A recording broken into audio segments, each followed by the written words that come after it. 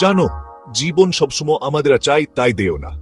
মাঝে মাঝে এমন কঠিন সময় আসে, এমন ছলের চাষে হে মনে হয় পেরে উঠব না। আমার ছোটবেলায় আমাদের খুব অভাব ছিল, মাঝে মাঝে খাবার পূরণ জুটত না। তখন আমি নিজেকে একটা কথা দিয়েছিলাম, আমি কারো কাছে হাত পাতব না, নিজে উপার্জন করতে পারবো তার বাইরে চাইব না। দেখো, নিজের উপর নির্ভর করা অহংকারের ব্যাপার না, এটা সম্মানের ব্যাপার।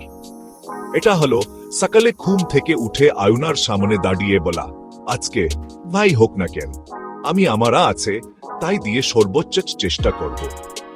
ভেবে দেখো, দুনিয়া তাদেরই সম্মান করে যারা নিজেদের সম্মান করে।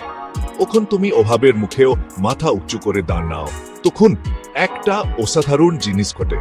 তুমি নিজের মধ্যে এমন শক্তি খুঁজে পাওয়া আর তুমি আগে কখনো জানতেই না। হ্যাঁ, এমন দিন আসবে যখন মনে হবে তুমি একা।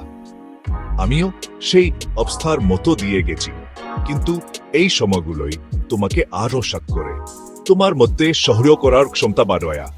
আর এখনই তুমি হাল ছেড়ে দেওয়ার বা কারো কাছে সাহায্য চাওয়ার বদলে আরো কঠোর পরিশ্রম করার সিদ্ধান্ত নাও, তো খুনি তুমি যাই হোক।